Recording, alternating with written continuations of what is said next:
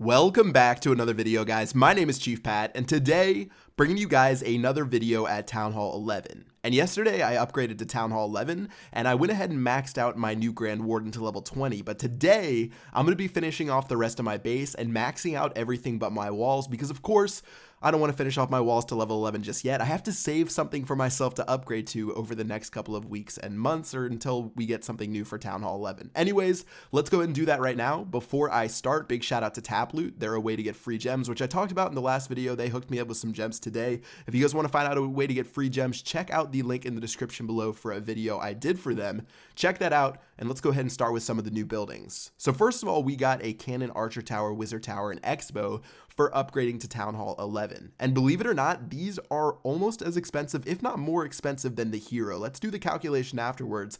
But the Hero, for example, costs 68,000 gems overall to completely max it out. And as we finish off that cannon right there, you can see my gems slowly start to dwindle away as I go building by building to take these guys out.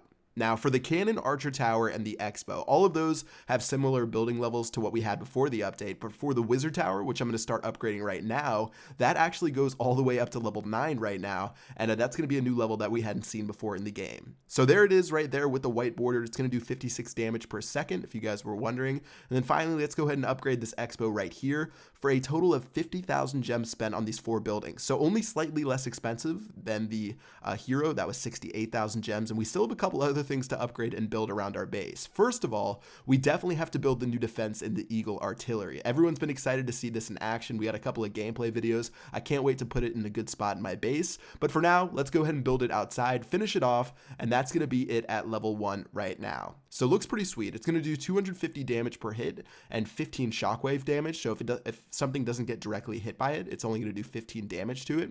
So seems pretty strong, but let's go ahead and upgrade it to level 2. But before we do that, we have to finish off our gold storages because we don't have enough space to hold all of the gold for the upgrade.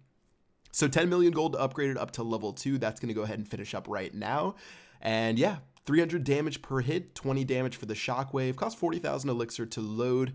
Seems pretty legit, and I can't wait to see this bad boy in action. I know I've attacked it a couple times myself, but I need to set up a new base design to check it out on defense for my own base, and it should serve to be pretty powerful, although it isn't as powerful as what we saw during ClashCon. They definitely make some tweaks to it that I'll talk about in a later video, but let's go ahead and finish off some of the upgrades around our base. So first of all, we have 4 more Wizard Towers we need to upgrade up to level 9. So say goodbye to the money in my wallet as those go ahead and get knocked out right there. And also we did get some new upgrades inside of our laboratory that we need to take care of as well. So first of all, we do need to upgrade our lab. So currently it looks a little bit dull being red and orange, and it doesn't really meet up with the Town Hall flare. So let's go ahead and get the elixir that we need, upgrade this bad boy up to level 9, and that's going to give it a much cooler look. It's going to be a crisp white, and now we can finally unlock 2 new troops. Now for the first troop, we actually have we have 2 options. Like we said, we have the minion as well as we have the witch, and let's go ahead and start with the witch and upgrade this. Now,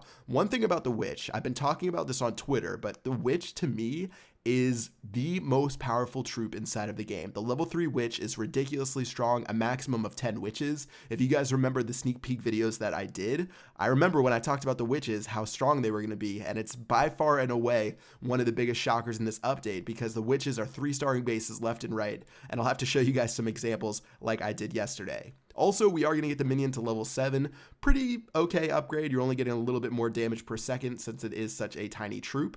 And let's go ahead and check out those witches in action that I talked about using 3 golems, 8 witches, 9 wizards, and 9 wall breakers. Now the thing is, the witches on their own, with the nice skeleton buff that they got for being upgraded to level 3, is pretty significant, but when you pair them with the Grand Warden, it makes for a crazy killing army composition just because the skeletons get that much more tanky by being inside of the Grand Warden's aura, to where it makes it really hard for your opponent's defenses to take them out, no matter if they're Town Hall 10 or Town Hall 11. I've 3-starred every single Town Hall 10 base that I've faced so far over the last 2 days, which I think might be 7 bases using this army composition. And then I've attacked a couple of Town Hall 11s, and I think I'm shooting around 50% for 3-starring them. So overall, this army composition has just been ridiculously powerful. And you can see as they make their way into the base, I have my Grand Warden down with a couple of those witches, 2 jump spells to make their way in the center, and I'm going to go ahead and drop an Earthquake on that Inferno Tower as well as the Town Hall.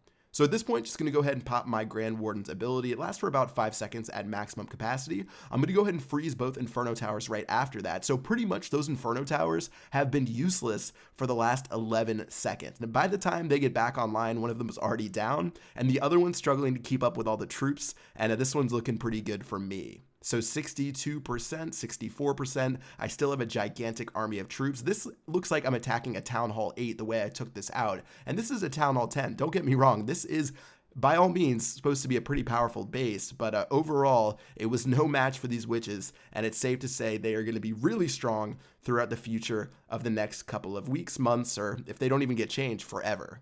So that's going to do it for this video. Hope you guys enjoyed me spending all of those gems on my base. Had to do it eventually one time or another, so why not knock it out right away and show you guys all of the cool stuff.